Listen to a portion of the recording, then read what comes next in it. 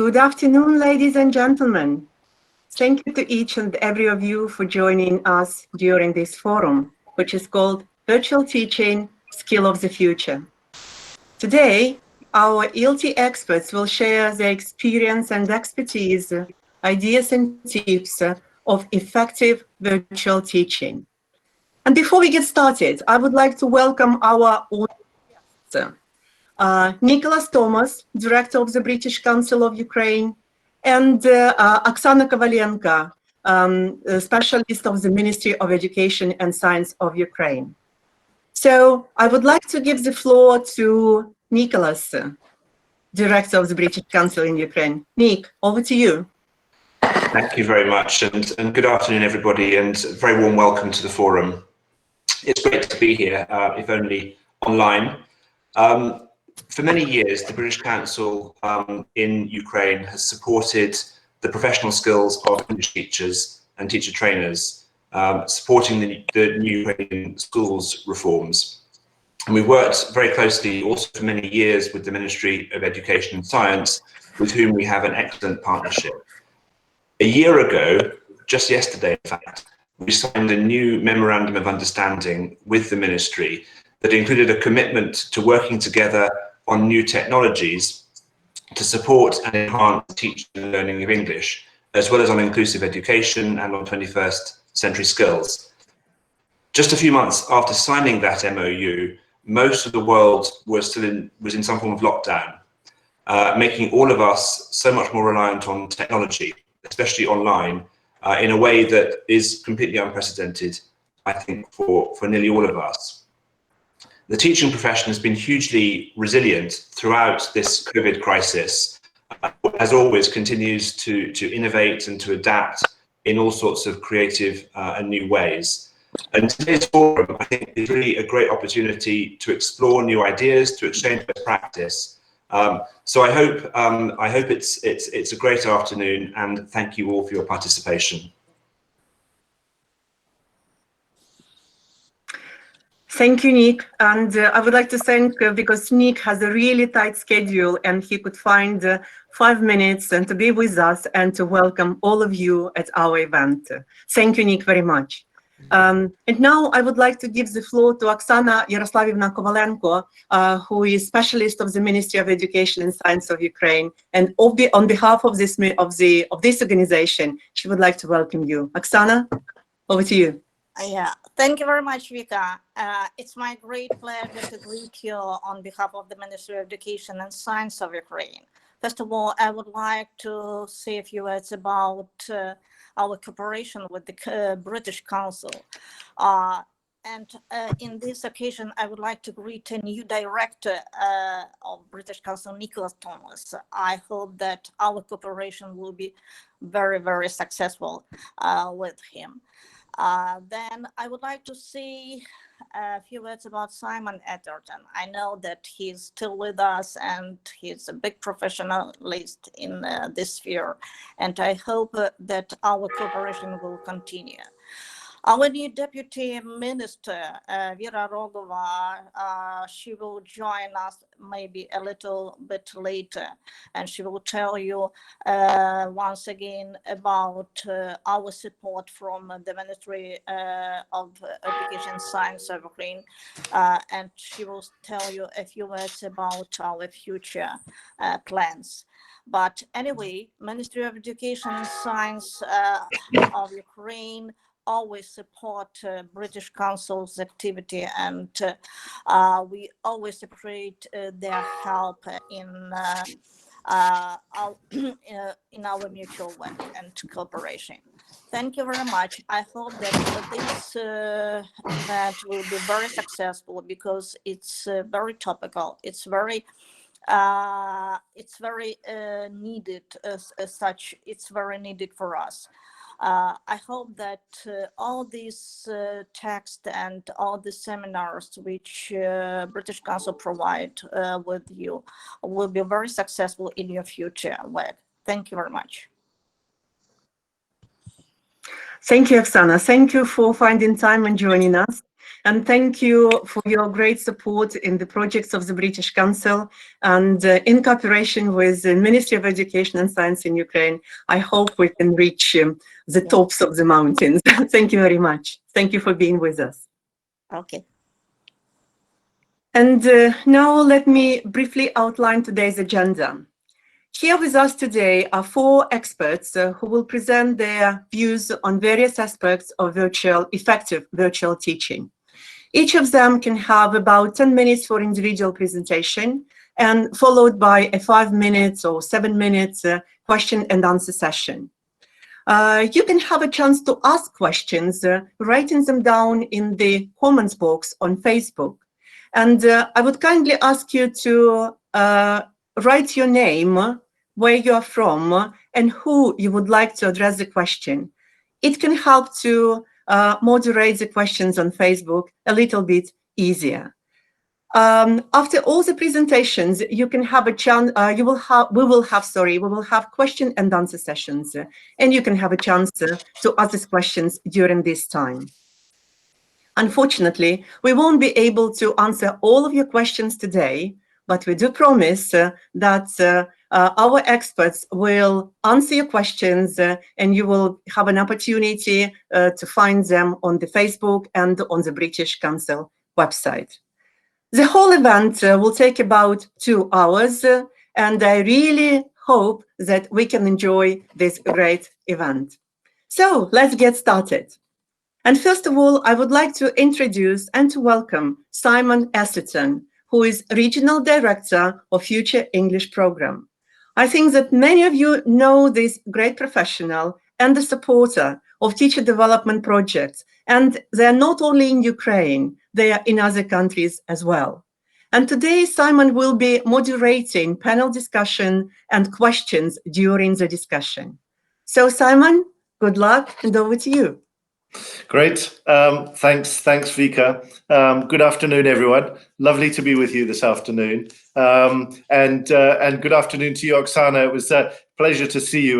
With this lockdown, we don't ever get to see our friends enough, and really it was a pleasure to see you again. So I'm very excited to be here with you today. And maybe most of you have been taking part in the professional development for basic education school teachers on the online teacher community platform. And that platform is very much the work that I'm engaged in at the moment. So I do hope that you are enjoying the experience and that you are using the platform to interact with other teachers in your communities, local communities, but also national communities and international communities as well. We are still very much at the startup phase of this platform, and all of you wonderful Ukrainian teachers have been fantastic in helping to pilot the functionality, the things that we've been doing.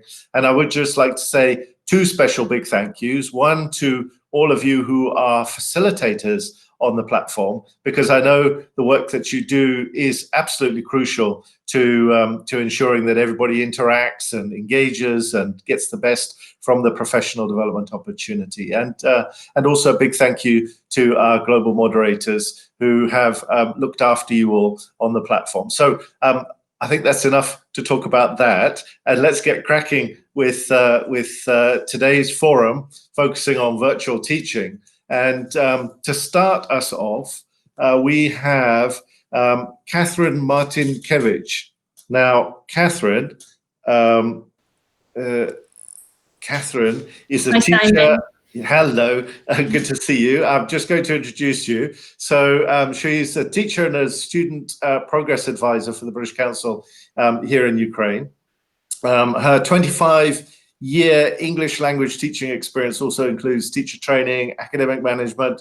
Her interests are virtual learning, materials writing, life skills for teens and adults. She's a board member of the ITEFL Leadership and Management SIG and has spoken at multiple international conferences. And I can confess to having seen Ketrін present at some ITEFLs and another. So it's a great pleasure to have you here today. And Kethrín's going to be talking to us about synchronous and asynchronous tasks and activities and what they are, and how do we get the balance right? So I'll hand over to you, Catherine.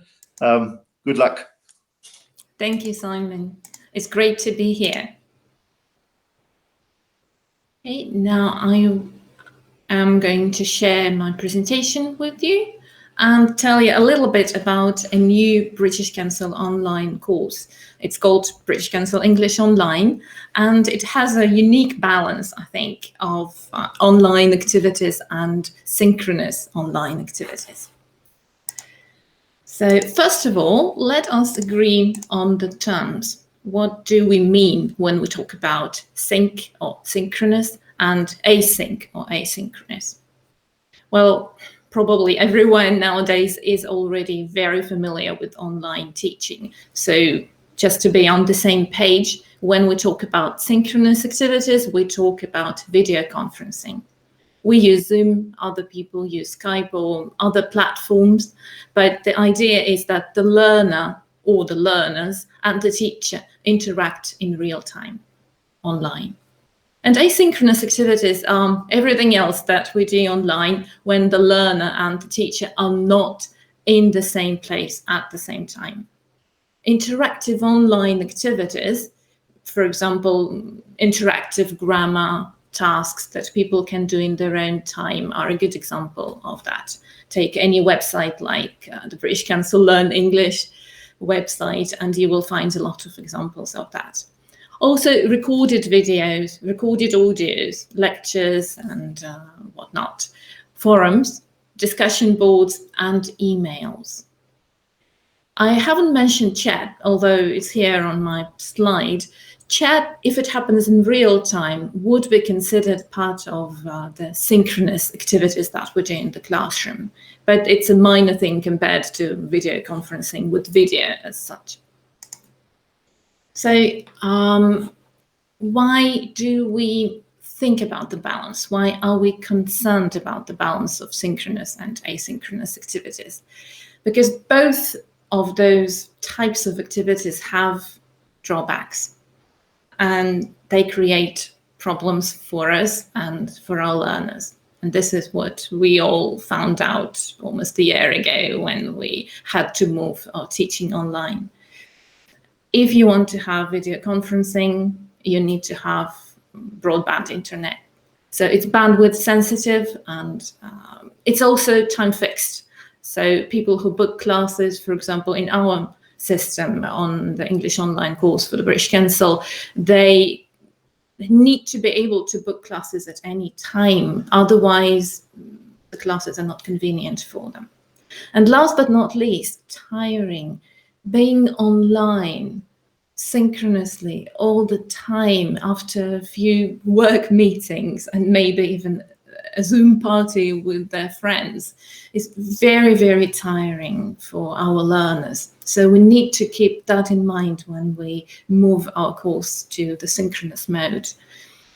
And of course, the other side of the coin, asynchronous activities, they can be useful, they can be okay, but sometimes they're just called interactive, and in fact they're not. There is no real interaction between people. You're just interacting with the computer on the web page or somewhere else.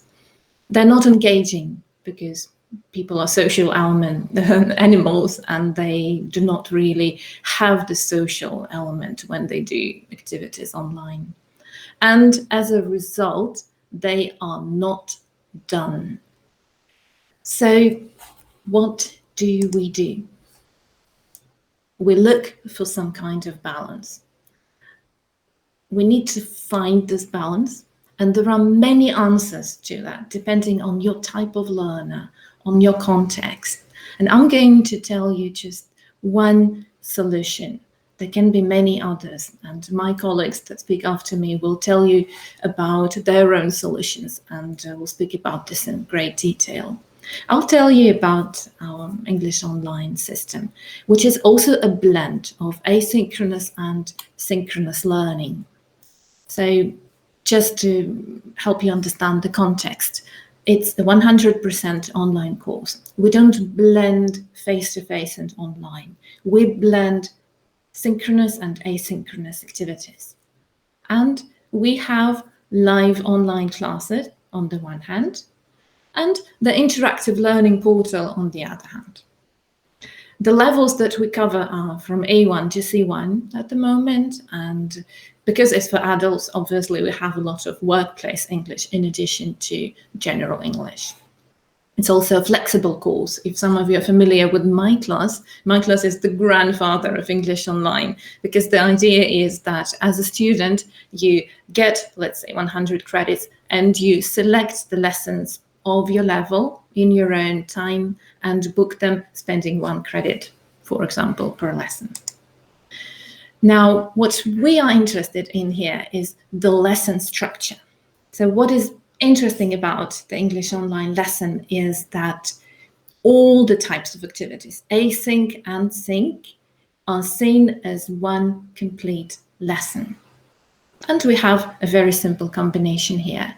Asynchronous activities that are done before class, and this is when we provide some contextualization, we have input texts, reading and listening texts, and we have controlled language practice. It's something that people can really do on their own, and they don't have to get tired and spend hours reading and being online in Zoom at the same time. So that's pre-class asynchronous activities. Then the live class, that's the heart, the core of the course, of course, because this is when students meet with the teacher, and the teacher gives the students an opportunity to collaborate, to interact, and of course to have freer and free practice of their language and of their speaking skills in particular. Also a little bit of listening sometimes, but mostly the synchronous element here is focused on the development of the speaking skill. And finally, after the synchronous part comes the other asynchronous element, which is the consolidation in post-class activities. And we have here vocabulary cards and a bit more input activities, developing skills, reading and listening, and of course a bit more extra language practice.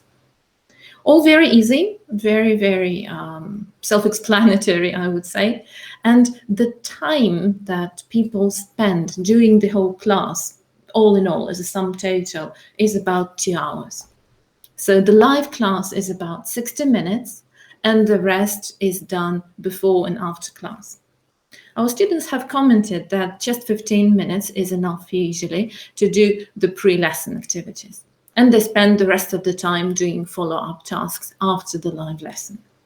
But it depends, of course, on their level and on the amount of time that they have to prepare.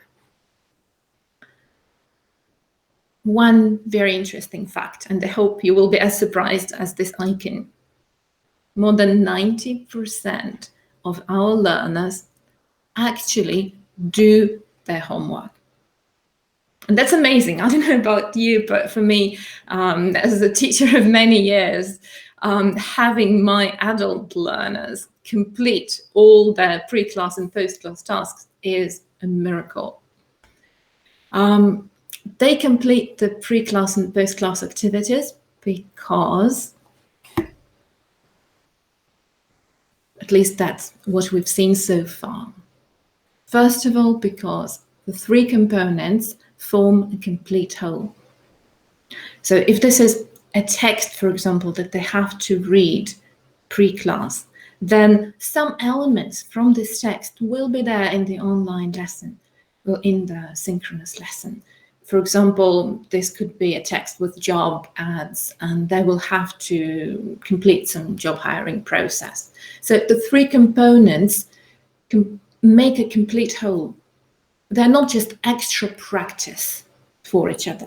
They are a whole big lesson chopped up into bits, let's say. But this is what makes the students want to complete all the parts. The second thing is very, very important, and we can argue about this, and I think there are different ways of looking at this. If we discuss, Bloom's taxonomy later, we will think that maybe what I'm talking about is too simplistic. But we found in English Online that a lower entry threshold is better for completion. So our async activities are not creative at all. They are from the lots domain. They're very short, they're very easy. And so there is no writer's block, there is no threshold that the learner has to overcome when they know they have to do some pre-class homework or post-class homework. They just sit down and do it, and in 15 minutes they are done. The third thing is immediate feedback and error correction. When you tell students, okay, just write an essay about this, that nobody is going to mark, it's not as motivating as doing an interactive activity that will be marked by a computer, fine. And maybe there will be some things you disagree with, but you still are getting immediate feedback. And that is really, really valuable. And last but not least, the teacher in the live class also helps. We've asked all the teachers who work with us on the course to emphasize the importance of doing pre-class and post-class homework. And how we do that? Well, we preach, of course. We give direct advice to the learners. We say, oh, have you done your online activities? How did you do? Was it important for you? What do you think? And we discuss this, we explain things, but also, of course, we do some review activities. For example, we show them the names of activities and we ask them, which one was the most interesting for you personally? Or which one did you find the most useful? And they just have to type the number of the activity in the chat. Easy, but it draws the students' attention to online activities again and again. And of course, reflection activities. For example, how did that online activity help you in our live class today? So all kinds of looking back is very, very useful. So this is what we have achieved so far. And I should say that the English Online British Council course is very young. We only launched in the middle of September last year, 2020. And we already have very, very interesting data about completion of those online activities. So it's just one example, but we have very, very good results here. So what we have is those disadvantages are leveled off because we are conscious of the fact that synchronous activities have their own drawbacks and asynchronous activities have their own drawbacks. So as a result, our synchronous activities include only what needs live interaction, and we try not to make our lessons too tiring, time-consuming. Also, as a result of this planning, we try to give students immediate feedback. And of course, we let them learn at their own pace because they are asynchronous. We remind learners that those activities are essential. And we also make sure that these activities are easy to do. So that's what I wanted to tell you about today. And if you have any questions, I will be very happy to answer either now or during the question and answer session. Thank you very much. Great, thank you, Kethryn. You were right on time, which is less than a minute for any questions. So let's try and just quickly squeeze in one question now. When we often talk about flipped classrooms, how does synchronous, asynchronous fit in with that concept of flipped classrooms, and how does it work best? Mm-hmm. Well, before I started working on English Online, the British Council, I was not a big fan of the flipped classroom, just because of this issue that students do not want this flipped. They just do not flip, they do not do their homework. So I think having a proper balance of synchronous and asynchronous activities can help you flip the classroom can resolve this issue. And that's what I was trying to find out when I looked at English Online. Why is it actually working or not?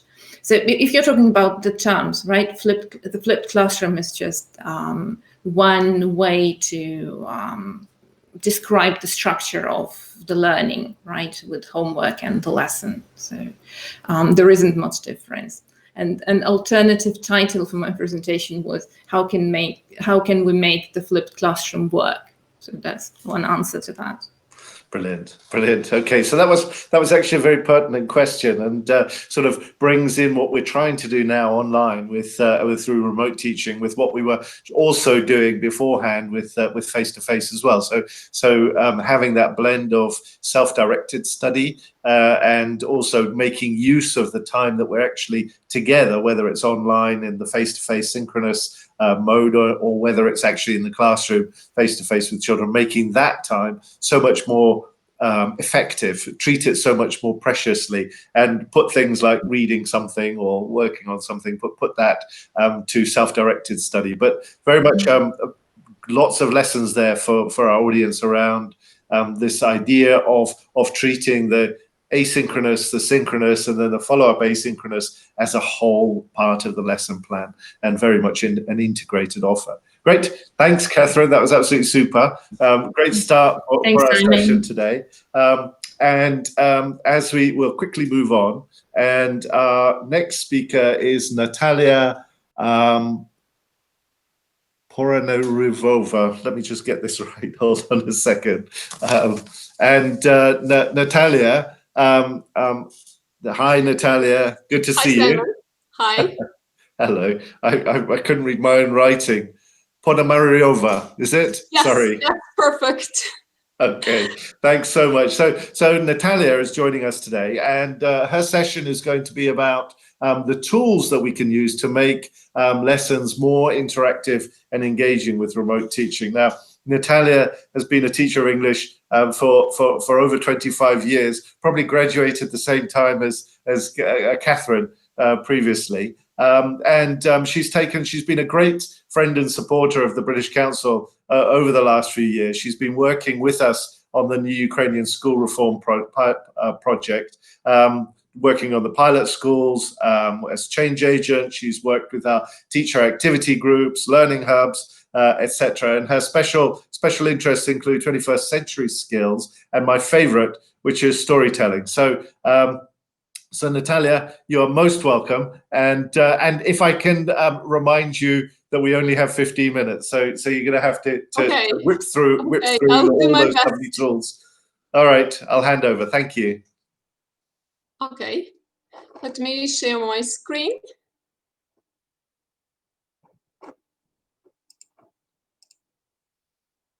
Okay, so thinking about what to start my presentation with, I had a real challenge, which of two quotations to choose. And a stereotypical women's characteristic, let's take both.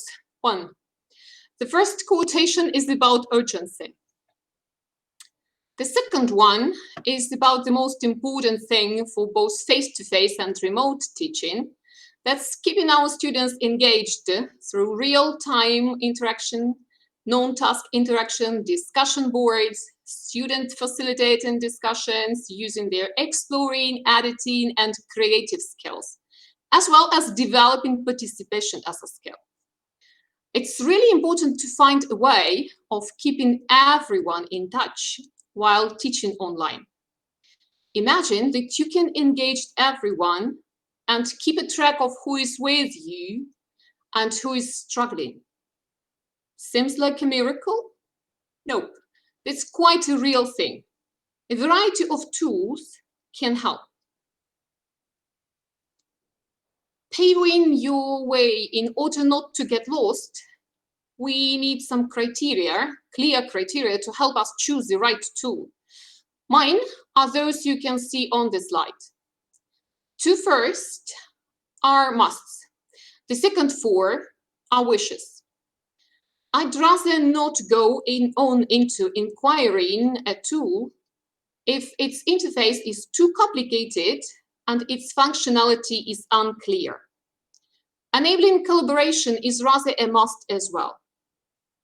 And one more must is not about which tool to choose from a variety of that type, but about a type itself, about what type of tool you need to meet the learning outcomes. Creating online learning content tools help us transfer our coursebook into interactive presentations, publications, and videos. On this slide, you can see a short list of those. Most of them can encourage learners to create their own ones. If you want to make your video interactive, you can use ThingLink. It lets you add tags to the video, text and media, text labels, and content from websites. Here are screenshots of the video about animals I made while getting ready for the forum.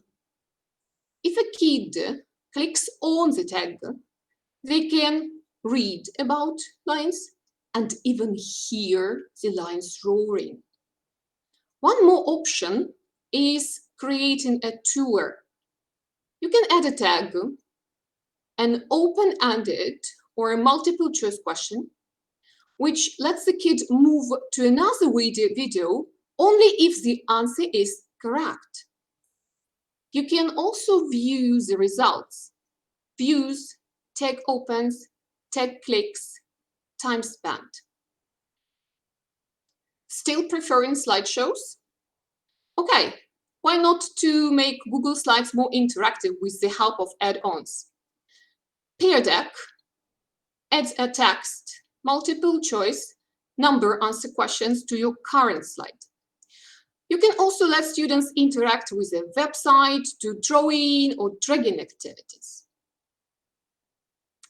Creating polls and surveys tools allow you to keep track of your students' progress as you deliver lessons online, asking for immediate or delayed feedback. Gathering comments and tracking engagement.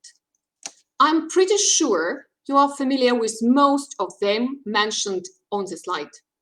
Let me focus on one of them. Straw poll. With straw poll, you can create a no register or any kind of sign-in, one question poll in a few seconds. Just enter the question and the poll options, one correct or multiple choice, share the link, and view the results. Tools to facilitate discussions and collaboration empower teachers and learners to contribute to their learning. They include both synchronous and asynchronous opportunities. All of those on the slide are easy to create and share, giving students the chance to edit and create the content. With Explain Everything, students can insert images, videos, clip art, documents, move, scale, rotate objects, sketch, annotate, and take notes. The teacher can record all the interaction and voice, share and invite others to collaborate in real time. Creating quizzes and games tools help learners have fun and enjoy the learning experience. They are great ways of engaging remote learners to collaborate in real time, using questions and challenges you have set. Learners can create and share their own ones as well. Need to make the task really competitive and fun? Kahoot and quizzes are the choice. Need something more formal? Make use of Socrative, Plickers, or Easy Test Maker. Live worksheets with me. Learning apps can make boring coursebook pages interactive and engaging. You can track and store your students' progress and give immediate feedback. Two of my recent loves combine several functions and still let me make discoveries about them. The first one is Go Soapbox. It can create events with quizzes, polls, and discussions. Quizzes can be multiple choice or short answer. Poll results can be shown as a pie or bar chart, can be visible to students or not. Discussions give a chance to students to reply in real time. And one more feature is the participation barometer, which gives your students an opportunity to immediately show that they are struggling, they are confused. With GoSo box, you can have up to 30 students participating in the event, and there is no need for students to create an account. They enter only the code and go. The other favorite is Nearport. You can create your lessons combining content, videos, and activities. You can add open-ended and multiple choice questions to any video you want to show. The content, the list of it you can see on the screen, and the activities are breathtaking. You can make your boards collaborative ones. You have a choice to let students post their replies immediately or be approved before posting. Lessons have various ways of sharing. You can make your lessons live or student-paced. Beta tested, as you can see, is live participation plus Zoom. And one more beta tested function is quick launch. You can make a lesson on a go. There is no need to create it beforehand. In student-paced lesson mode, you can enable notes, show quiz results, resubmit answers, make boards collaborative, and prevent skipping. Students, for example, can't skip watching the video to the end. Due to growing demand, online learning tools are developing very fast. New options and offers are added. As most of the tools are a kind of community websites, their resources are enriched fast as well. Teaching is done remotely. Teacher development is done remotely. And one can't but admit that it's really necessary to take advantage of going online and build a powerful community, sharing and caring, growing and flourishing. So let's go on working to improve ourselves. Thank you very much. Super. Thank you, Natalia. That was wonderful. I have to lots and lots of wonderful ideas there. I have to confess, probably I've only used about one of those that I can see there, Kahoot, which I think is brilliant. But really, that's a really nice sort of rattle through some of the possibilities and some of the things that we can do. And I like the way you organized it according to the sort of functions that these apps can work to. We've got time for maybe one quick question. Depends on how long the answer is. And this is from, actually, it's a recent question, just from Risa Istomina. And she asks, what online tools and instruments can you recommend for effective speaking and listening interactivity? So of all the things that you've talked about, if we want to really work on students speaking and listening and get them engaged and using English, what would you recommend? Thank you for the question. Actually, I agree with Catherine. And while teaching remotely, I try to use my Zoom sessions to develop my students' speaking skills. Of course, that is a real chance to help them be better with it and encourage them. To develop speaking, I use Flipgrid. And as I have mentioned in my presentation, my latest love is Nearport, and it gives an option for the students to record video or audios it's 100%. I'm still making discoveries about it, so I cannot be sure about the video, but audio 100%. And as well, it is good for developing listening. Our course, as I have already mentioned, you can add any kind of activity to an audio you are going to present your students with, or to a video. Brilliant. So you can check comprehension easily. Brilliant. That's fantastic. Great. And I'm sure we'll come back with more questions for you a little bit later in the final question and answer session. Thank you so much, Natalia. Thank you. Thank you for the chance to be here with you. It's nice to see you. And of course, we've talked a lot about, the opportunities of engaging with our students online. What's the best way to do that? But I think one of the key aspects of teaching remotely and our children learning remotely is, of course, how do we safeguard them online?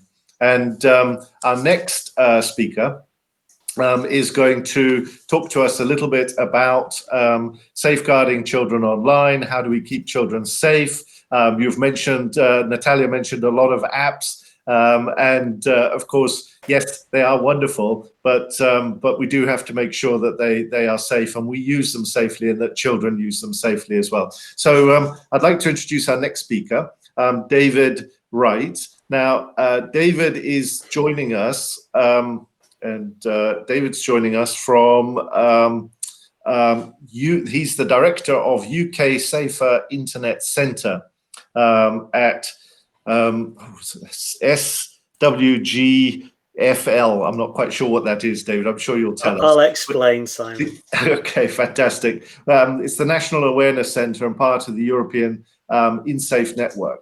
And David has worked extensively in online safety for many years with children, schools, and other agencies. David advises a number of governments and school inspectorates on online safety strategy and policy, particularly with regards to schools and curriculum. David has recently been appointed as an expert child online protection advisor to the United Nations. David, you really are most welcome, and thrilled to have you with us for this online forum. And I'm sure the teachers are very excited to hear what you have to tell us all about safeguarding children online. Over to you. Simon, thank you. Thank you very much. And indeed, good afternoon, everybody. It's a pleasure and a privilege to be able to give an input at this particular forum. So I very much thank the British Council and also all of you for listening to this too. So I'm hoping that my slides are shared. There we go. Wonderful. And so I am going to be talking about, as Simon said, safeguarding children online, given the world that we're in. And I'm just going to start off too by sharing just some of the insights into some of the changes that we've seen in terms of the evidence. So entitled, safer blended learning, or indeed safer online learning. So, as Simon said, I'm David Uraight. I'm director of the UK Safe Internet Centre at the charity SWGFL. So the UK Centre is a partnership of 3 charities. And we're one of, as Simon said, we're one of the 32 European Safe Internet Centres that make up the InSafe network. So in the UK, we're responsible for managing illegal child sex abuse material online. As well, we operate helplines to support a variety of different audiences. But our primary role is one of awareness raising, and that's through campaigns, that's through resources, through tools, etc., as indeed are our 31 sister centres across Europe. And a great example of that is globally is Safer Internet Day, which in actual fact is marked each February. And I'll finish this particular input with just a reference to Safer Internet Day, which, as I say, is just in a few weeks' time. We also do operate on an international level, so we advise industry. So, for example, I sit on the Twitter Trust and Safety Council, but all my colleagues as well are on the SNAP Global Panel and Roblox as examples. We have worked quite a lot as well over the last 3-4 years on behalf of the United Nations, the ITU, around child honour protection. Indeed, done quite a lot of work within the Ukraine, and that resulted in a number of in the production of a report for the Ukraine government on behalf of the ITU just over 12 months ago. So I just wanted to start off really, and just, because of time, I'm just going to give you just some snippets, but provide some context about where we are in terms of this huge pandemic that affected us right across the world. If we go back just under a year ago, the digital migration that we all did, the turning to the, and in fact we still do now, the turning to the internet in order to enable some form of normality or maintain some form of normality, whether that is to do with entertainment, contact, communication, or indeed, obviously, from this perspective, children's learning. And I think in many regards, even just a few years ago, we wouldn't have had the technical infrastructure in order to support this digital migration. And so huge changes in demand for content. For example, in Australia, demand for news sites last March went up 57%. Zoom as a platform in December 2019, they had 10 million subscribers, and by March 2020, they had 200 million subscribers. Netflix, Disney Plus is actually just over a year old. So the use of stream services, which we've all turned to, clearly a generalization. We've seen a number of predictions and warnings issued as well. So we saw UNICEF, we saw Europol, and We Protect Alliance all issue warnings about the impact that this digital migration was having on children, in terms of where parents perhaps are at home trying to work. Children are also perhaps at home as well trying to learn, but often they are literally left to their own devices, and so perhaps with even less supervision, but more time online. But the thing that we were most interested with, and I should add, this data, this information, we compiled this initially last summer, when to coincide with the release of the United Nations ITU Global Child Online Protection Guidelines that were released in June. But we've since actually updated as new data becomes available. And in terms of impact, we have seen evidence of impact in a rise in the amount of child sex abuse material, indeed the demand for child sex abuse material online. We've also seen, and whilst I haven't got the evidence right now, but certainly in the summer we saw an impact in terms of the on children's mental health and well-being, because of perhaps the pressures that they're feeling to be online all the time. So some UK data suggested, so 1 in 5 15 to 18-year-old girls felt pressure to be online all the time, to conform to body image, and also to respond to messages. Now, just some of the data. This is actually a broader set of the compilation of evidence that we did back in June. This is available online, and I'll endeavour to put the link for this particular infographic online as well, to give you some reference points as well in terms of what impact and revolution we've seen through this digital migration that we've all done and indeed continue to do as well. But this is typically where we are for many countries. I was on a panel only yesterday with my European counterparts, with children from across Ireland, Germany, Portugal and Spain. And Portugal aside, all the other 3 countries, as many European countries, schools are indeed closed at the moment. And we have this, perhaps we envision that this is perhaps what's happening in homes, in households across the world, in order to maintain some form of learning through this extraordinary period that we're living. I would add, though, whilst this is what we might hope for, it's not necessarily, certainly not universal. And again, across my European centres, we know that access technology, so technology devices as well as internet access is not universal.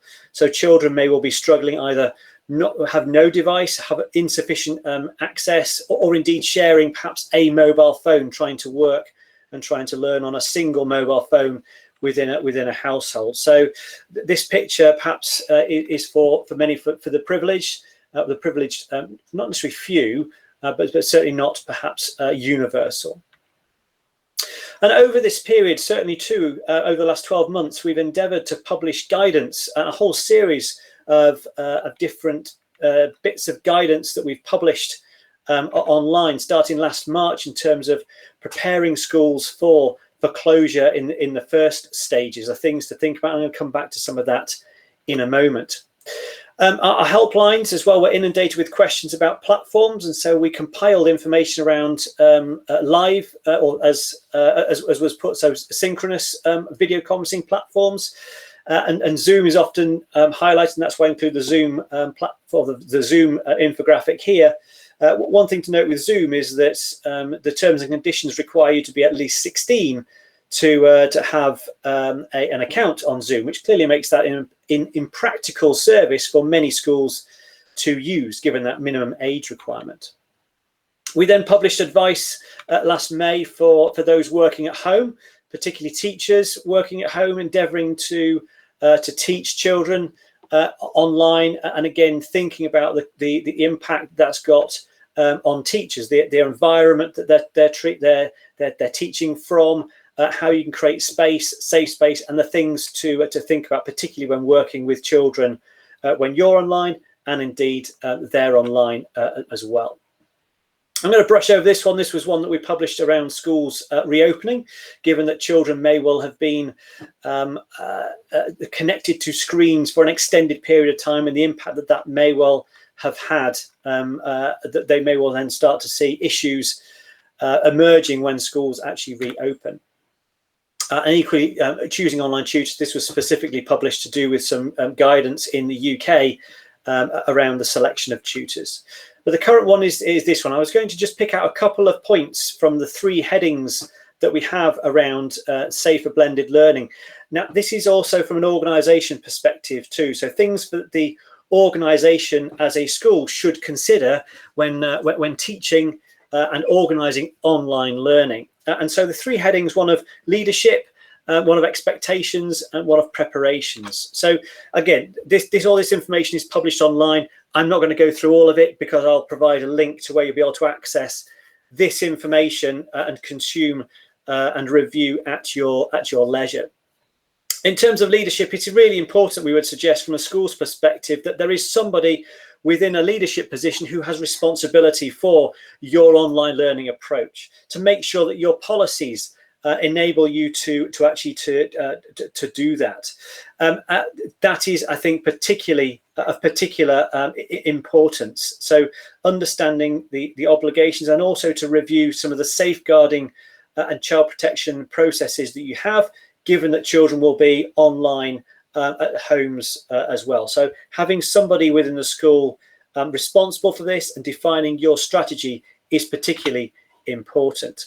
Thinking about the online learning environment that you have, again, this is a responsibility for that individual. Does everyone have, teachers, staff, and children have access, or adequate access, both in terms of device and connectivity, as well as the platforms that you intend to use?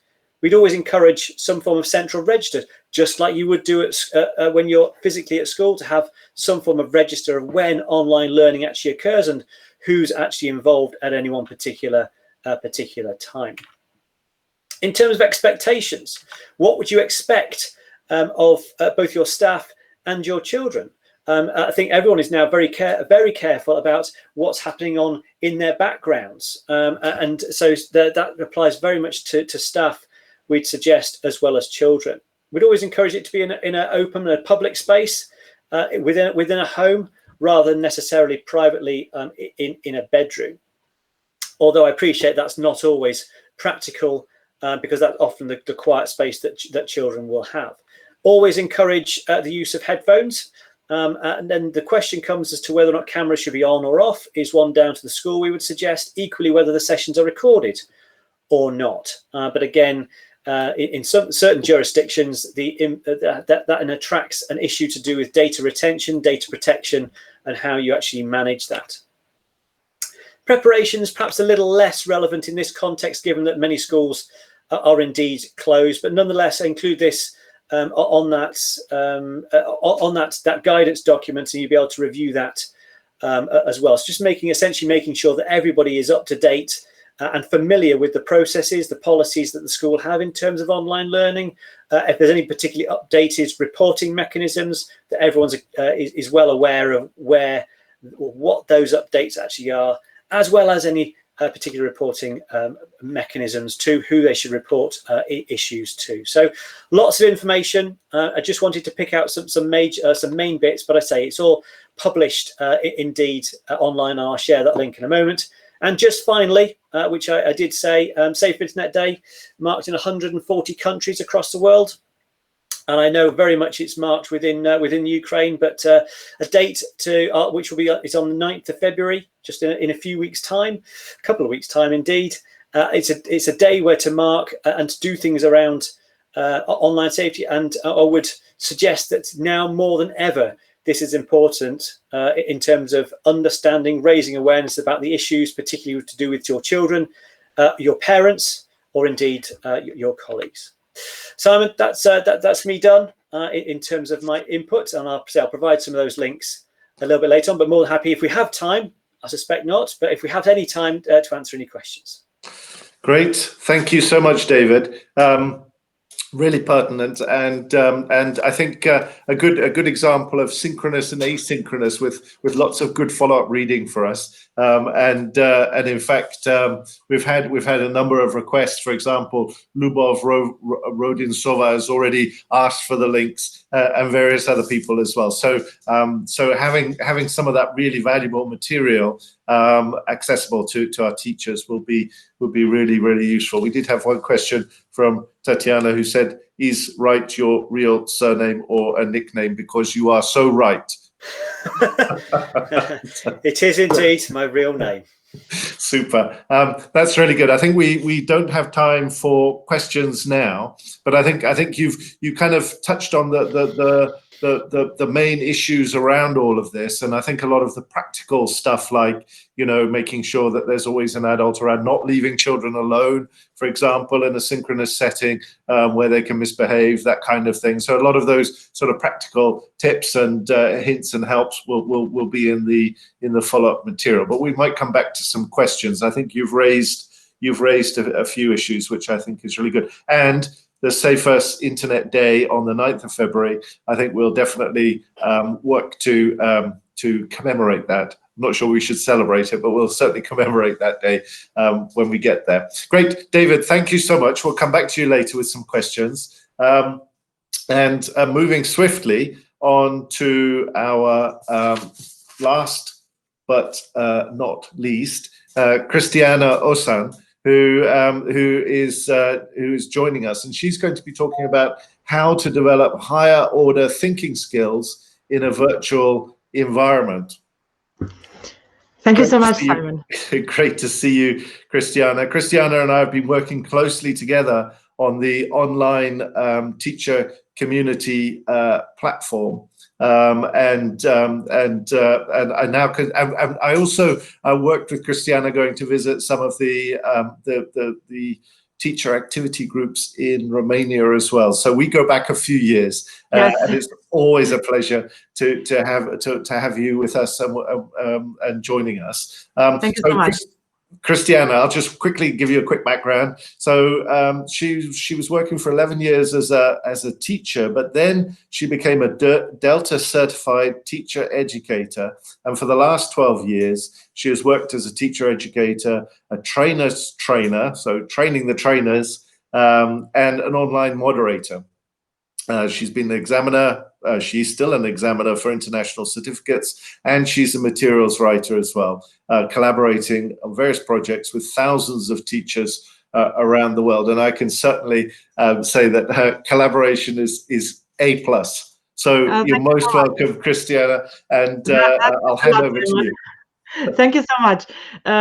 Such a warm welcome. Thank you very much. While I am sharing my materials, let me just say hello to everybody. I'm glad to see that there are teachers from around the world here. So this means that this is truly a successful event.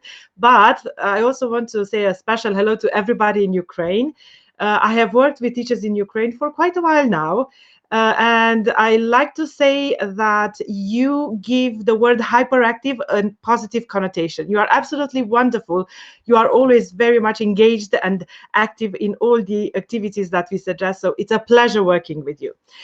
Now, because we have looked at different tools that we can use online, asynchronous or synchronous, let's start thinking about how we can use those tools to develop high-order thinking skills. It's not enough just to use tools and technology for the sake of technology.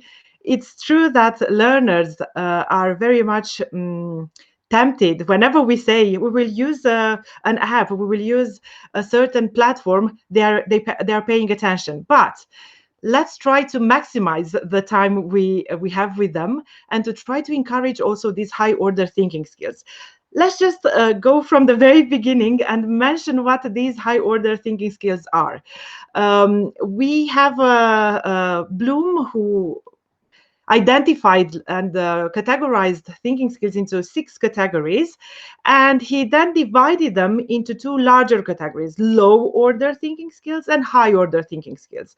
I will quickly go through each one, just because I find the verbs that accompany these thinking skills useful for teachers. Why? Because when we look at these verbs, we can actually find activities that we can do with our learners in order to develop these skills. So the first one is remembering. When we have the information somewhere in our brain and we just need to recall it, and we can have some verbs like list, find, name, identify, locate, describe, memorize, or define. So all these could be suggestions for tasks that we can develop in order to stimulate remembering. The next one is understanding. When we understand something, we don't just have the information, we don't just remember it, we can make sense of it. We can understand and perceive the meaning of the information. Possible tasks here could be interpret, summarize, explain, infer, paraphrase, or discuss. The last low-order thinking skill is applying. For this one, we understand and we remember and understand the information, and we can use it in a new but similar situation, a familiar situation. Useful tasks would be to use a diagram, make a chart, draw, apply, solve, or calculate.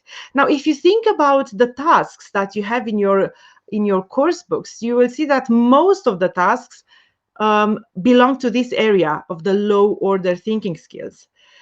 What can we do then to develop the high-order thinking skills? Well, let's take a look at them first of all. I will start with analyzing, so I will go from right to left. When we tap into analyzing, we actually take the information apart. We just put it into pieces and then explore the relationships between these pieces. And we can have tasks like categorize, examine, compare or contrast, and organize. Then we talk about evaluating. When we look at the information we have and we critically examine it. More than that, we can make judgments. That's why we talk about evaluating, right? So we have tasks like judge, test, critique, defend, or criticize. And probably the most challenging, but also the most rewarding, both for the learners and the teachers, is creating. With this high-order thinking skill, we use the information to create something new. And we have tasks like design, build, construct, plan, produce, devise, or invent. So you see, quite often we focus too much on the lots, as we call them, the low-order thinking skills. We should try now, when we are online, to take advantage of the technology at our disposal and encourage the high order thinking skills as well. How can we do that? Well, first of all, I think that both face-to-face and online, questions are really important. Let's say that in any class, the hook is the question. You can make the learners come with you and follow you throughout the lesson if you ask good questions.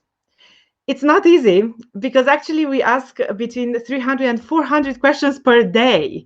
And there are studies that show more than 58% of those questions are managerial. Have you opened your books? Are we all looking at slide 7? Can you see my screen? Can you please unmute? And so on. So 58% of the questions that we ask are managerial. Most of them belong to the area of display questions or closed questions. These are the questions that will stimulate those low order thinking skills.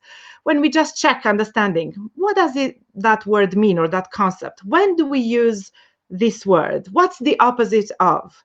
These are all good questions. They shouldn't be eliminated from the class. No, it's just that Catherine was pleading in favor of balance when we use synchronous and asynchronous tools. Now I am pleading in favor of balancing questions. Let's focus also on the referential questions, or the open-ended questions. Surprisingly, only 8% of the questions that primary teachers ask are of this type. And even more surprisingly, this low percentage is reduced to half in the secondary schools. Only 4%. So this is worrying. Why? Because we rarely have time to ask about about the learners' opinions. What do you think? Have you ever done this? If you had the opportunity, what would happen? If this event hadn't happened, what would the situation be today? So the question is very important. Why? Because a good question will help us get good answers. And in order to get those good answers, we need that balance. We need to focus, maybe even plan the questions that we ask. When we are online, we have to bear in mind that there is an inherent delay. So quite often all of us are guilty, me included, okay, are guilty of asking a question and rushing through it because we have things to accomplish and we want to check off all the learning outcomes of our lesson plan.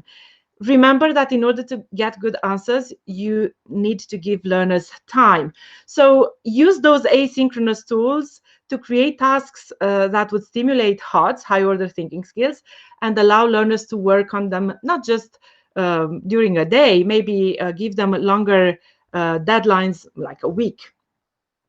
And the most interesting thing is when we as teachers do not ask the questions, but we create a context, an interesting context, when we make learners realize there is something interesting there, and then they will ask, teacher, why is it like this? Teacher, when do we use this?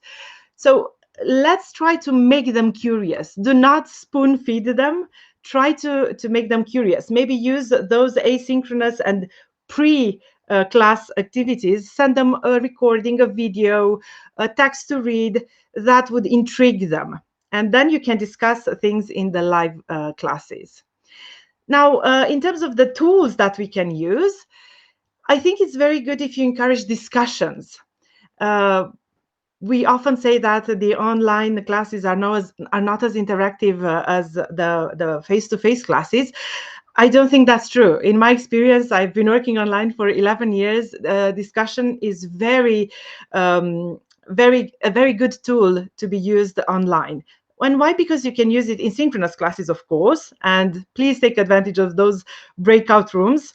This is a huge advantage of the synchronous classes. Why? Because these days, even if you go to school face-to-face, you cannot put learners into groups. They have to work individually all the time. But online, you can create tasks for group work. You can even give them homework and work in groups.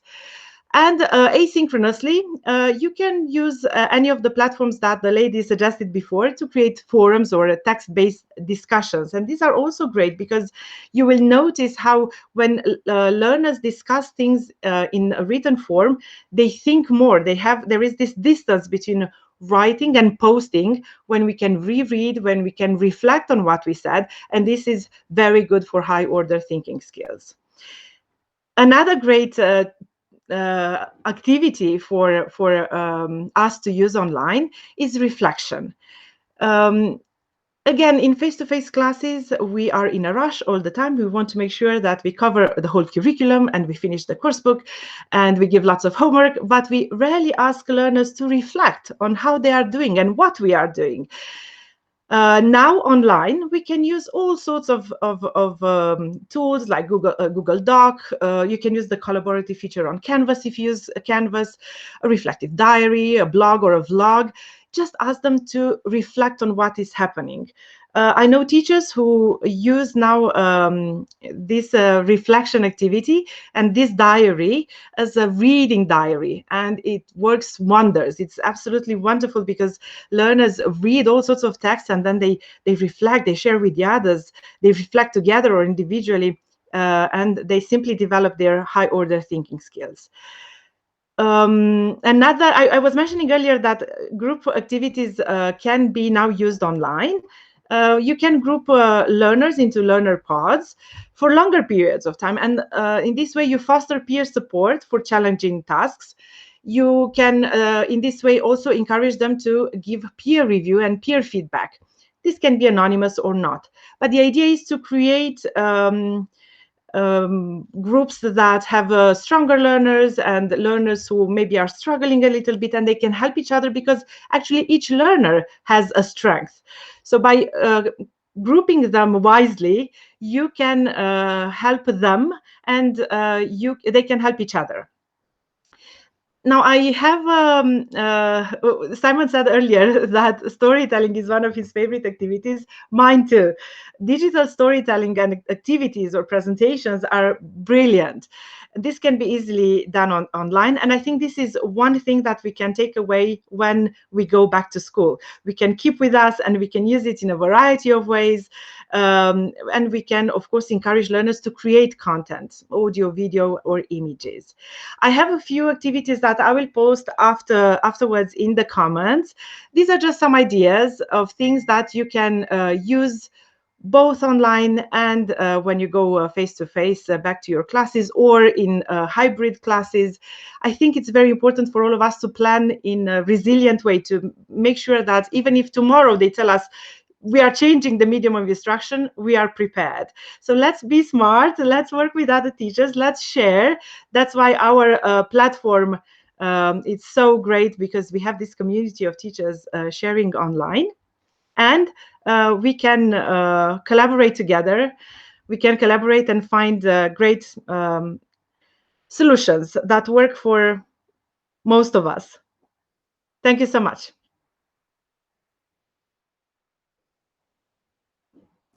Great. Thank you so much, Christiana.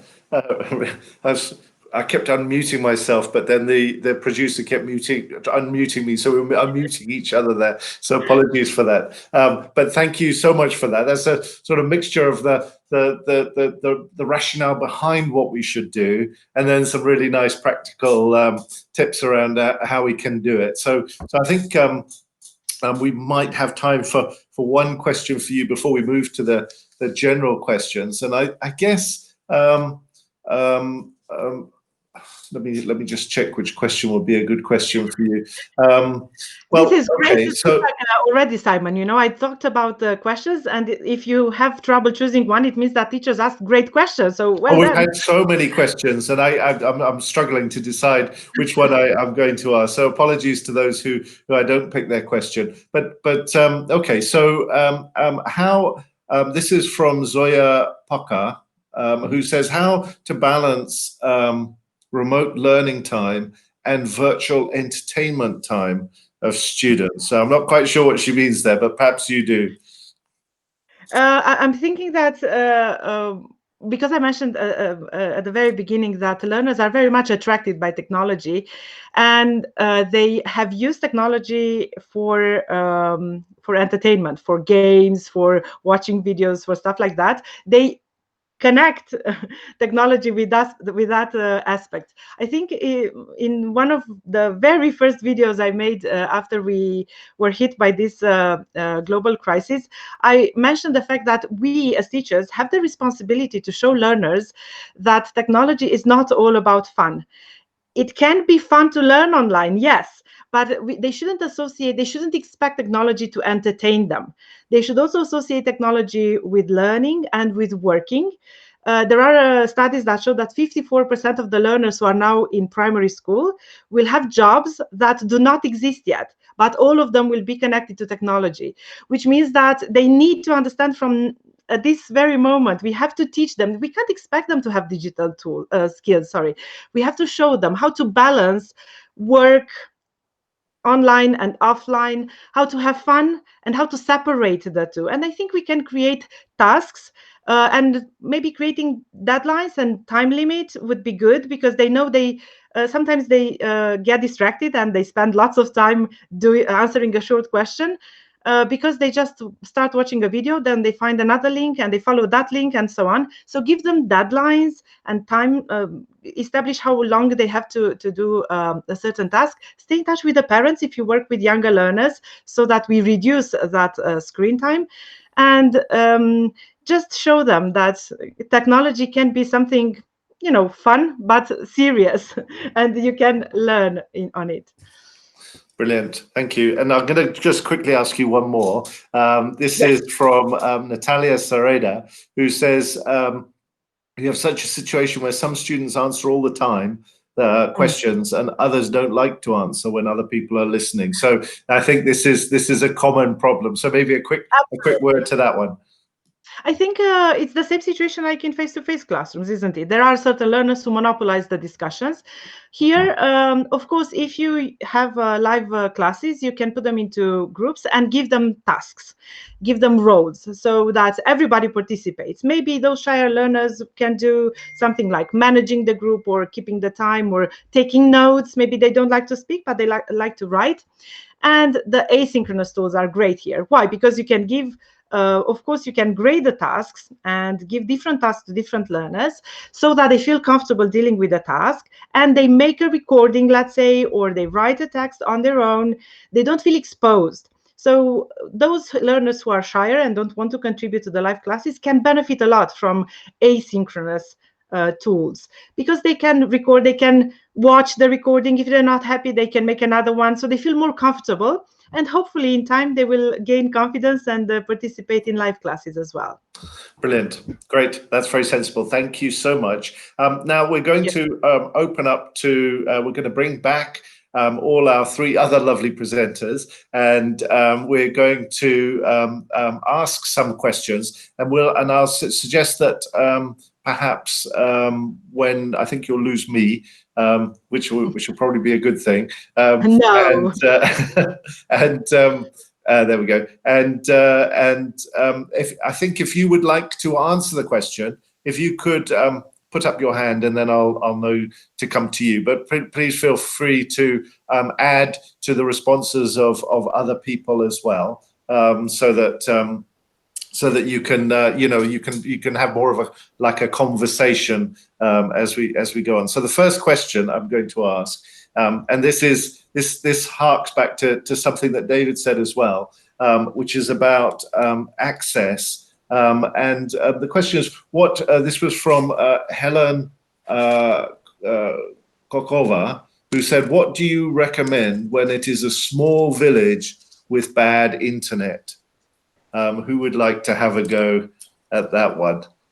So this is about, leave no one behind, making sure that we provide equal opportunities for all of our students. Do you have any tips or suggestions about how we could include students who maybe have bad internet? Perhaps they're in a more remote or isolated community in that way. Yes, David. Yeah, so so not necessarily from a safeguarding perspective, but I think it's certainly something that we're seeing coming out in a lot of evidence or research that's gone on around the world. It's one of the things that troubles children, the fear of kind of being left behind because of the access, and this is in countries right across the world. I don't think so. The presumption that every child's got is connected and is online all the time is not a fair one. In fact, one of the things we have also found is that whilst children may be very technically savvy, to do with perhaps social media, we can navigate Snapchat with eminent ease. As soon as it comes to navigating spreadsheets or Word documents and submitting documents through perhaps for homework, we're really struggling. And which is a point that actually was raised yesterday at the forum that the European Forum I was in. So getting children ready for the workplace, we're perhaps a little deficient in that as well. That's a very much a skill, I think. So where there is bad internet or poor internet, clearly I think asynchronous would be the order of the day, because if you can download, you don't then subject to internet glitches or bandwidth contention. So download activities to do them and then upload. So, but I think with a mind on children's access and devices, this blend of synchronous and asynchronous is the right thing to do. Let's not make the assumption that all children have the same universal access. Yeah, thanks for that, David. And I think within the British Council, as a part of our global digital response to the crisis, we've discovered that certainly in many contexts around the world, things like television and even radio are becoming more and more important to make sure that we do include all children and don't deny any child a learning opportunity during this crisis. Great, that's super. Now, we've had a lot of questions about motivation and assessment. So bear with me, but I think because we've had so many, we'll tackle a few of these. So the first question is, okay, so how do you keep discipline during online classes? And I guess going back to what David just said, students who might even pretend they have connection issues when they don't, and other things like that. So has anyone got any experience? How do we keep discipline? We're not there. We can't give an eye, for example, to a student. Christiana, I'll hand over to you first of all. Thank you. I think it's very, very important to treat the virtual classroom just like the real classroom. We often talk about negotiating a class contract with the learners at the beginning of the school year. The same should be done here. I think very clear rules would be very helpful. And it's not just at the class level, but the school level and even institution level or ministry level. So we should make it very clear to the learners. And I liked David's point about try to have the learner in a public space, not in their bedroom, that, when they sit down in front of the computer and that corner, whatever corner in the house that is, becomes the classroom. And their behavior should be that of a student in a classroom, even if it's virtual. So they should forget they're at home. I know that there are many schools that encourage learners to put on the uniforms so that they are reminded constantly that their behavior should follow the policy and the rules of the school. So my first tip would be negotiating a class contract and sticking by it, making sure that learners, parents, and the teachers all apply it. Great, thanks, Christiana. And I remember, of course, in Australia, in the outback, they've been having distance learning and remote teaching for decades now. And I saw a program where these kids actually, they get dressed in the morning and they go and they have a special place and they have their times and they do their homework, they do the asynchronous stuff, and they have their breaks and they have their, and they treat it very much like a classroom, even though they are just there at home. Yes, David. So yeah, Simon, can I make a point about that? You said this word break, and I think that's really important as well. with the switch to being online, I think in many cases we'll just lift our timetable and put it online. And seeing children that start at 8 o'clock in the morning, might have half an hour off for lunchtime, then go through to 4 o'clock, and then are then doing homework perhaps or after school, and literally don't get a break. And so the impact on children's mental health and well-being is a really important one, I think, for everyone just to bear in mind. You'll know what it's like to be connected to a screen, and we've said this for such a long time from a social media perspective. Screen time, we need time to step away from the screen, for particularly children. So I would just encourage everyone to think about that in terms of planning. Perhaps make an hour's session, perhaps 45 minutes, and then have a break at the end, and introduce some away from screen time. Brilliant. Yep. Thank you for that, David. And I've got a question here, and I'm sort of jumping around a little bit, but this is from Irina Kostanok, who says, what's your advice on making successful individual approach during an online lesson to the students with perhaps different abilities and different levels of English? Yes, so Catherine, will you take this one? Yeah, I think it's a perfect question for someone who's working on the English online course, because we have a very, very mixed ability situation. Even though I'm working with adults, I think some of those things can be applicable to school children, teenagers, and all that. So what happens in English online, that students who are at the beginning of the intermediate, say, level, and at the end of the intermediate level, will always find themselves together in a class, because it's flexible booking. So one day you will find out that somebody who's done 60 lessons is with you and you are just beginning. And that means that the profiles of all the students are more jagged than usual. It's not just that their listening is stronger than speaking for some people, and it's vice versa for the others, but it's really, really mixed in all meanings of the word. So I would say that we are actually very, very lucky to have online teaching and online learning, because this is an amazing tool to help learners and to give them more of an individual attention. What do I mean by that? I'm talking, of course, first of all, about the live class. In the Zoom app, you have private chat. You have group chats, yes, but you can always give individual feedback and support to the learners who are struggling. You can give an extra assignment quickly to a student who's finished the task, and it's not even noticeable. It does not interrupt the flow of the lesson. It's not something you can do easily in a face-to-face classroom.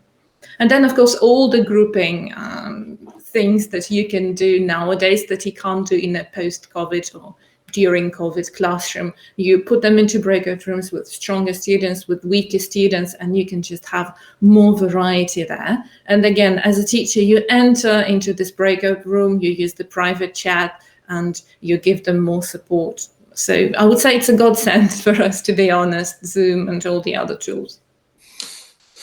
Great, thanks for that. A quick question for you, Natalia, and this is from Anna, and she wants to know, what are those things behind your back? It looks like your to-do list. Okay, actually, I'm now here in our special room for my extra classes, and those things you can see at the background are my kids' drawings, and the bags they collect puzzles for, that is some kind of extrinsic motivation for their perfect participation in our group classes. I give them puzzles, they collect them into their bags, and when finished with the box, they take them back home. Yeah. Okay, great. Thanks for that. And I think that's another thing. You as a teacher, you can easily place things around your desk, your background, that create a little bit of interest that can then become discussion points. I remember we had a session with Scott Thornbury where he was showing us his mug, and he asked questions about, asked us questions about that, and so on. Just to stick with the camera for a second, this is a question, actually this is from Ludmila, who says, should teachers make pupils switch on their cameras? Yes, David. Yeah. So again, this is one that that I'll reply more from a safeguarding or from a well-being perspective. We've seen schools who have had taken a policy of no cameras. Then we've seen schools, and indeed others, same schools, that have switched to you have to have cameras on. I think I would encourage a flexible approach. Not all children react well to having a camera in their face. As adults, you may like the camera, you may not like the camera. It's no different for children, but particularly children who may have some form of special need.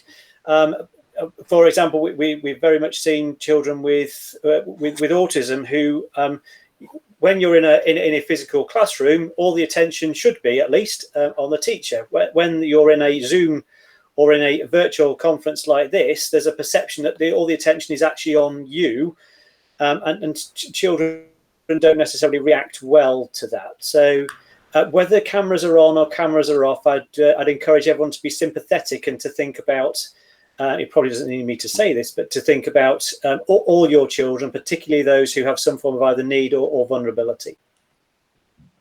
Great. Yeah, thanks. That's very sensible. So I'm going to get on to those assessment questions in a minute, but we've just had a lot of questions about listening.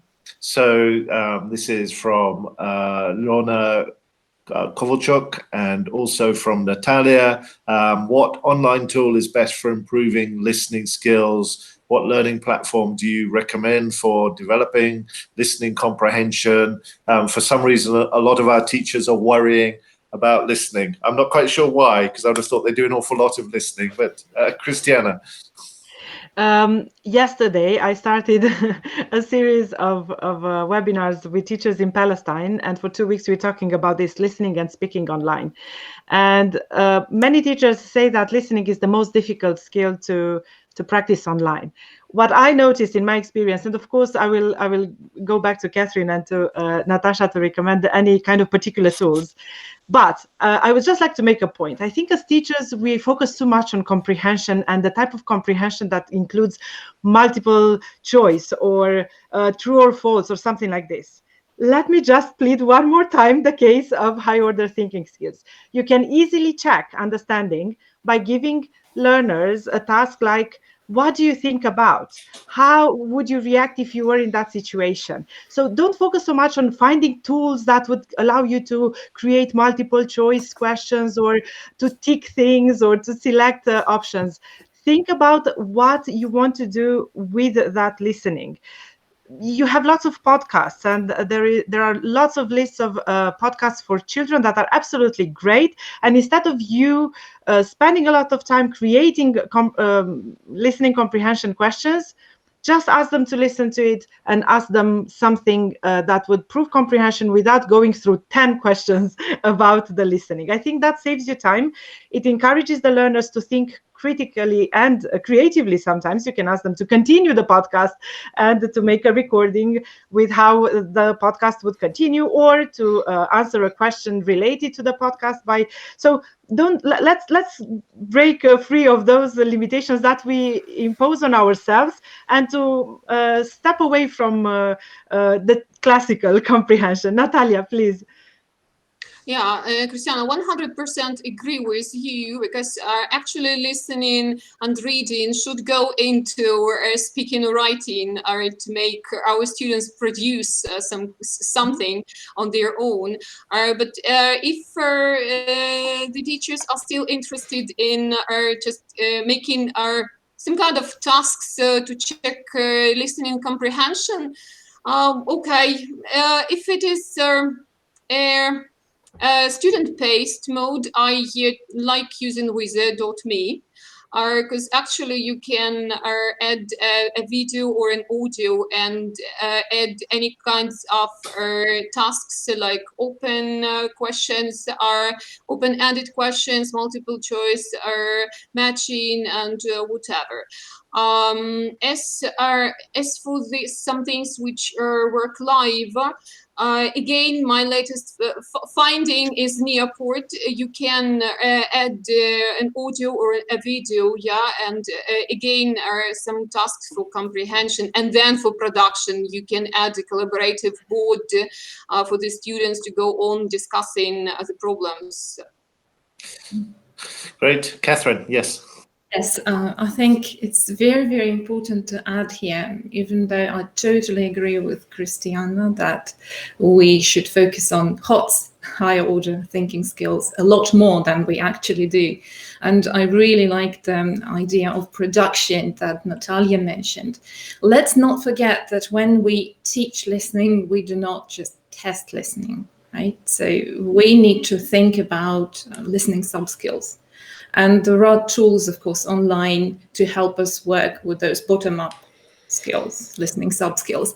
I have one link, I put it into the chat. If that can be moved to Facebook by someone, that would be great. But just let me mention this excellent tool for decoding, to teach students to understand, for example, weak forms in listening, or different accents, or other excellent things that happen in live listening and actually can be a problem for listening comprehension. So let's not throw the baby out with the bathwater. Yes, we do need to discuss the contents, we do need to produce, but we also need to decode the listening text in a foreign language. And the app that I gave such a big introduction to is called the Tube Quizard. So quiz and wizard, portmanteau word. It's an excellent tool that you can use with any YouTube video or any other online video that has subtitles. It can create interactive quizzes based on decoding and listening. You can use it with older teens, with lower secondaries as well, and of course with adults.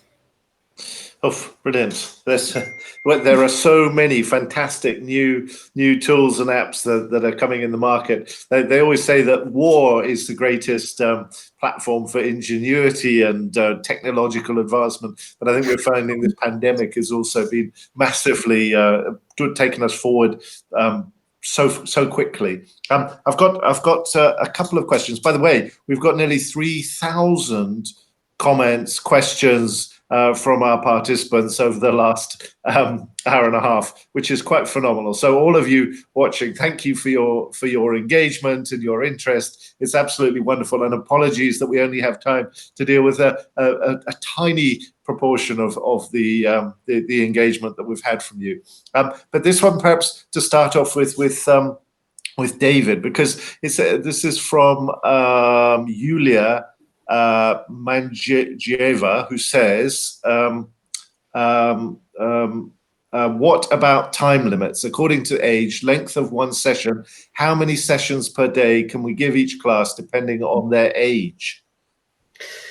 Well, there's a question. And that question is one that has certainly from I'm going before pandemic, before COVID restrictions. So how much screen time should children be afforded, given that many of them would be in front of a screen 24 hours a day, given the opportunity. Now, if I cut a long story short, there's no specific advice that I will be able to give. I know if I can just encapsulate it. So first of all, the US College of Pediatricians published guidance that sort of fueled the whole debate a good few years ago now, saying that no under 2-year-olds should actually have any form of screen time, and then from 2 they should have sort of half an hour a day. Now, I think it's very difficult to determine what constitutes screen time now. Is the TV is screen time? If you're walking through a shopping mall, there's lots of screens. Does that mean that's screen time? There's all sorts of questions. I would certainly say, and we had within the UK, we had the chief medical officers publish guidance to support parents just about 2 years ago, and one of the things that they concluded was that that we should all take breaks, and not just children, but everybody should take a break from a screen at least every 2 hours. There should be no longer than 2 hours. Now, I would suggest where we are at the moment, that is a whole lot shorter than that. So, like I say, if you have a particular lesson that is an hour long, that you might want to curtail that, to shorten that into sort of 45 minutes, and then allow an activity that would be offline, away from a screen, to afford a bit of a break. Equally, then breaks between lessons within a timetable as well. But thinking about the health and well-being and the connection, even all of you watching this, we've been here for an hour and 45 minutes. If you've been connected to the screen for that length of time, you're probably feeling the effects of that already. So that's the sort of thing I think I would offer in response to that question, Simon. Okay, brilliant. And I'm going to we're getting towards the end. I'm extending this a little bit because we've had so much engagement, and if you don't mind, we'll take an extra 5 minutes on some questions. But there is a question here from Olya Somlyuk in Sumi, who says, please share your ideas how to avoid cheating and provide evaluation objectively online. And we're moving into that assessment issues there. So who would like to talk a little bit about this? Yes, Christiana. I will not go into details. Maybe Natasha, who teaches in your context, can provide a more relevant answer. I just want to say, as a face-to-face and online examiner, I know that if you want truly objective and safe answers from the learners, or in the test or in an exam, you need technology and you need a team that we as teachers do not have. So I'm an online examiner. I know that we use, for instance, for the apps that we use, there is AI, artificial intelligence. We cannot use that as teachers. So let's not try to make it so focused on objectivity. In my opinion, the greatest lesson of the online classes, and something that we must take away when we go back to school, is assessment, and stepping away from the summative assessment and moving towards assessment for learning. We can give tasks that may not require such objective items, right? Again, multiple choice or tests or something like this, but something more creative, something that we can see that the learner put some thought and some creativity into. So yes, there are all sorts of ways in live classes. My son's school, for instance, today he had a test. He had to leave his camera on, the microphone on, and meanwhile to answer the answers, to deal with the questionnaire that was a Google form. Yes, it's one way, but you cannot be sure that the learner, when they turn on the camera, they will not lose connection, because that takes more bandwidth. So there are lots of factors. I think we have to also rely on the fact that we also teach certain life skills and certain principles to our learners. We should explain why it is important to be honest, why they don't gain anything by cheating, and balance somehow this objective and subjective type of assessment. Natalia, please. Yeah, I 100% agree with what you have said, Christiana. And if you let me add one more comment, I think again, it seems to me that our teachers are a bit overwhelmed with comparing face-to-face learning and online learning, trying to find some drawbacks in online learning in favor of face-to-face learning. I'd like to ask you a question. Do your kids cheat while face-to-face are testing? Mine do. 100%, and it doesn't matter how good I am at inventing some new ways to prevent them from cheating. They are a bit better at inventing some new ways to cheat.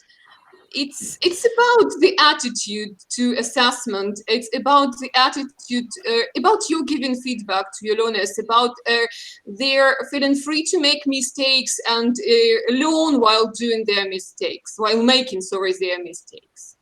Catherine, you wanted to add a point to that. I totally agree with the other speakers. I just want to say that when there is a high-stakes situation, people will cheat. It's human. So your kids, Natalia, will cheat if they are afraid of the test. For example, if it's a big test that's coming up, or they just want to please you or their parents. So it might be a good idea to have very small checks instead. Assessment for learning does include that as well. When you have exit tests, when you have little polls, when you have very, very quick question answer sessions, then they have no incentive to cheat. They know it's not going to punish them, the test itself. The results are not going to be detrimental to their progress. So let's have HOTS again, right? Let's have creative assignments for high stakes situations when they can really do their best. But let's not forget about the low order thinking skills and have those small little tests that they're not afraid of. That's my suggestion. Brilliant. Great. Thank you. Just one more question for assessment, and then we'll probably have to wrap it up. But someone's asked, what apps do you use for effective feedback on learning in a virtual environment? So are there any tips or tools that you've used that gives really good feedback to students, that maybe sort of more imaginative ways of using digital to give feedback to your students? Was that question a bit hard to finish with? Christiana, go for it. I think there are several things that we can use. Of course, we can give feedback in different ways. I find it useful to use voice recording or video recording. You can use all sorts of screencasting platforms to show the learner. For instance, if they submitted a written assignment, you show the assignment, and then you record your comments live and you send the video to the learner. Again, once again, please don't focus only on language, focus also on concepts and the work and the thinking that went into that. But this is, again, an opportunity for us to rely more and more on self-evaluation and self-feedback and peer feedback and peer evaluation. For that, we need very clear criteria and very good descriptors to be shared with everybody. And on all the platforms, you can assign, they submit the assignments, and then you can reassign them to different learners. They use the criteria to give feedback. This is a skill that they will use all their lives. And as for self-correction and self-evaluation, it's quite rare in the face-to-face class to listen to yourself or to see yourself doing something. So this is an opportunity for learners to reflect on how they are doing, to improve, to work, to learn that actually submitting a good assignment doesn't mean that you make a recording, you write something or whatever, and you send it, but it's a process. You make drafts, you think, you edit, you proofread, and so on. So I would go for all of them. And it's good for you as well, because I know you are overwhelmed. This is very tiresome. So we need to learn how to delegate some of these tasks and teach the learners how to evaluate themselves, how to evaluate each other. And at the same time, the learners will gain wonderful skills, that they can use later on. Yes, Catherine, please. To add something quickly there. Yeah, that's my tool. It's an electronic pen, and especially when I mark things for kids, for teens, and for younger kids, I like to use my handwriting.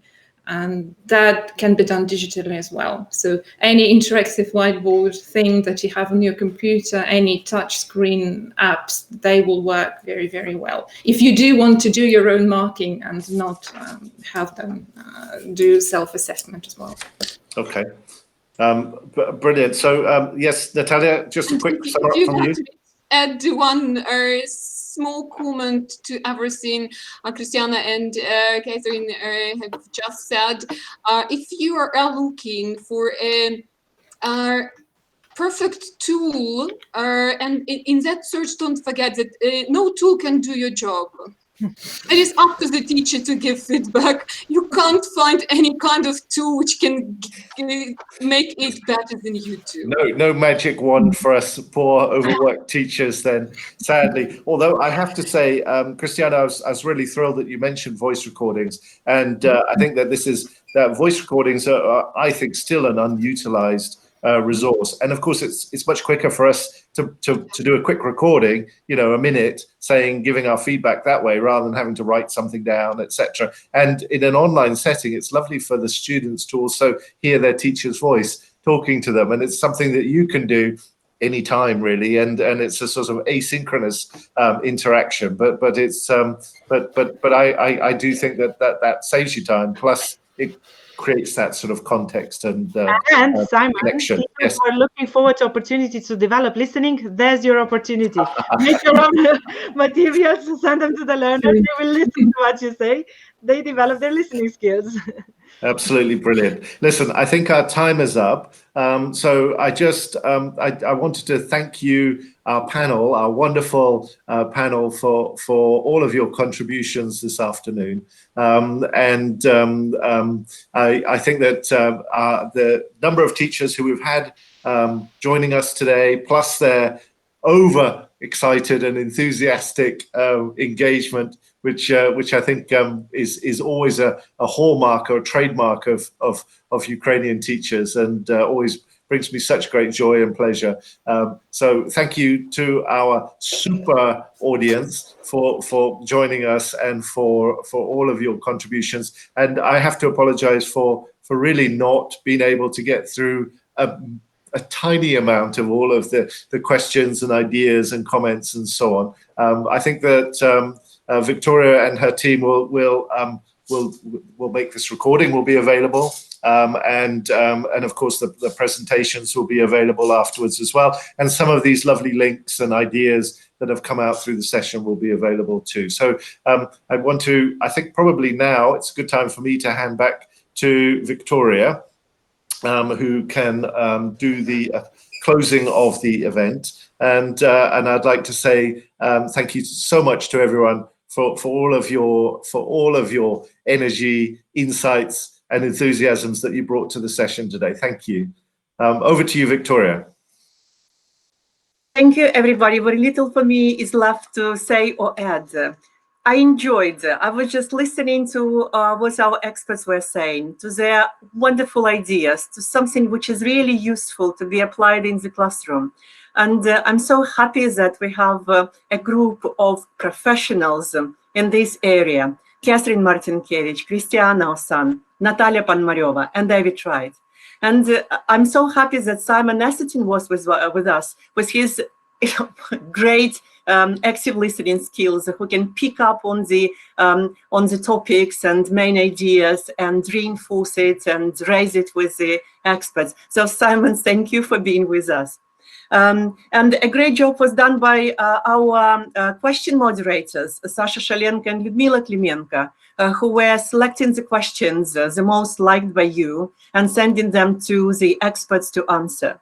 And one more thank you to the British Council team, who worked really hard to make this event happen. So thank you very much to them.